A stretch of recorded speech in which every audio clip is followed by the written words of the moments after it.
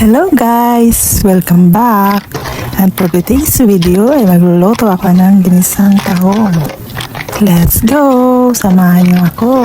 So ayan guys, hugasan muna natin ng tahong. At pagkatapos ay ininda ko ng sibuyas, bawang, luya, at saka malunggay. Nang okay na nga lahat guys ay sinalang ko na ang kawali at inilagay ko na din ng mantika. At saka ginasa ko na ang bawang, sibuyas, at saka inilagay ko na din ang tahong.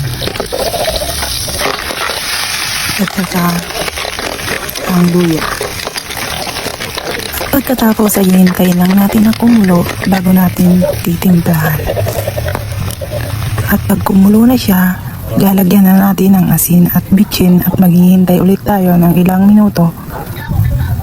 At nang kumulo na siya ay nilagay na natin ng malunggay at maghihintay ulit tayo ng ilang minuto para hanguin. Sa wakas guys, luto na ang ating ginisang tahong. Tara, tikman na natin.